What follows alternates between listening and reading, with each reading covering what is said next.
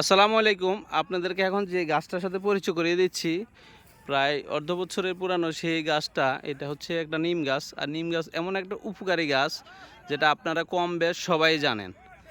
আসলে এই গাছের প্রতিবাদ বিষয় হচ্ছে, এই গাছের পাতা খুবই উপকারী। রস করে খেলে আপনার দেখা গেছে যাদের চর্মরোগ আছে, রোগ খুব সহজে সেরে যায়। এবং কি এর পাতা বেটে যদি আপনি ওই চর্মস্থানে, ক্ষতস্থানে লাগান, তাহলে দেখেছে খুব তাড়াতাড়ি সুস্থ হওয়ার সম্ভাবনা আছে।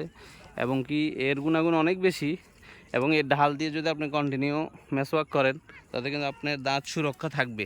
পোকামাকড়ে কিন্তু আক্রমণ করতে পারবে না। যাদের দাঁত পোকায় খায়, তারা এই ঢালটা ইউজ করতে পারেন। খুবই ঔষধি এবং উপকারী একটা বন্ধু আমাদের, প্রাকৃতিক বন্ধু গাছ।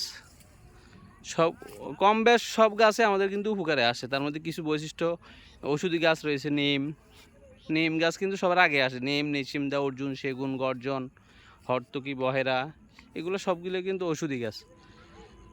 চিনে রাখবেন গাছটা। কম বেশ সবার এলাকায় আছে। আল্লাহ হাফেজ।